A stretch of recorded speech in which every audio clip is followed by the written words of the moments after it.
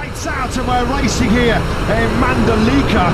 Underway we go. The Marco Bezzecchi's gained from pole position. Another shocking start. He's going backwards once again. Marquez gets aggressive on the inside of both Quartararo and Bezzecchi. Bezzecchi's going to go 6th or 7th as they steam towards turn 2. But it's Pedro Acosta that leads from Luca Marini in 2nd. Tell you what, it was very touch and go as to whether Pedro Acosta jumped the start. It was very close indeed. He has the lead. We'll have to keep a very close eye on timing screens to see if that start was legitimate.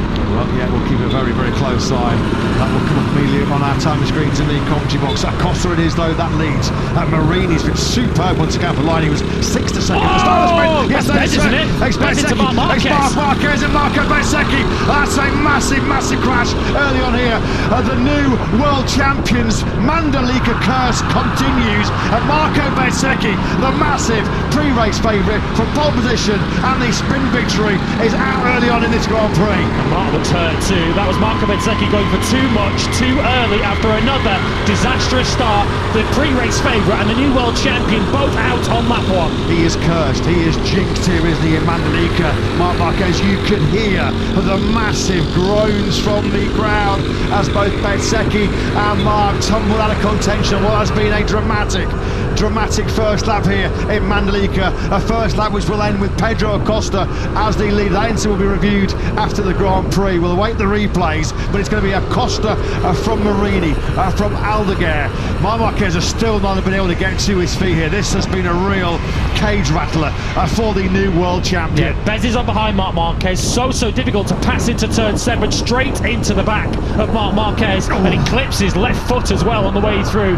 Bezzecchi, I'm afraid, can look at no one but himself for that one.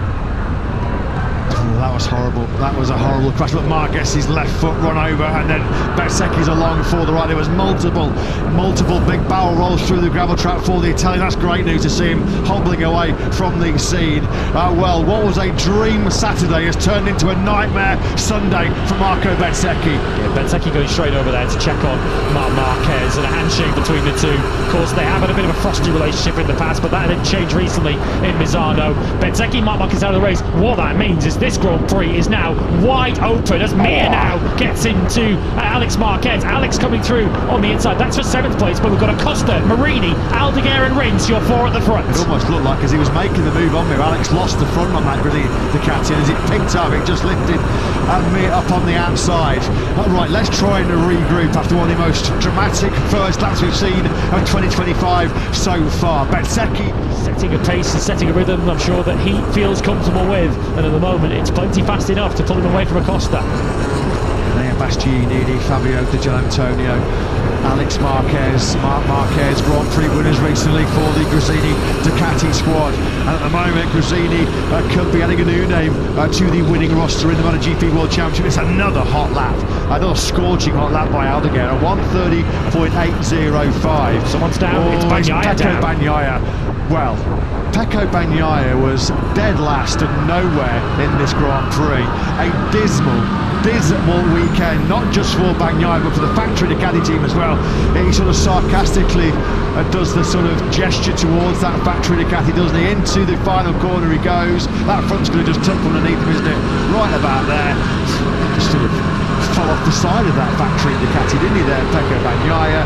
Down to see that again until Australia, does he? Down and well and truly out. Last and lost is Pecco Bagnaia in both the sprint and the Grand Prix. His weekend, mercifully from his point of view, is finally over. Pedro Acosta's victory hopes are finally fade fast here, aren't they? Aldeguer's now to his right shoulder or the right collarbone. That was his initial concern, wasn't it? After the contact from Marco Bezzecchi. That's a tough one for Marte, because Acosta then now goes back on the inside of Rins. I think Rins has just completely barbecued that soft rear tyre. Well, it was a bit of a telltale sign, wasn't it? The lack of drive he got coming out of the final corner, the rear just spinning up, and Alex Rins now potentially, after such a fantastic afternoon, is now plummeting backwards through the field. Ralph Fernandez and Brad Binder now both going through. Can Binder get through on Ralph Fernandez? We know that Ralph's not easy to shift through this final corner, so Ralph Fernandez now 4th, Binder 5th, and Rins now back behind battle back with his teammate Quartararo in 6th and 7th. Rins started that lap second. He finishes it down in 6th place. He's really suffering at the moment, big time. Up to 4th. As Binder now sends it on the inside of Ralph Fernandez, all bit briefly. Now he chops back across the nose of the Trackhouse pulley rider. Now 9.1 seconds clear at the front.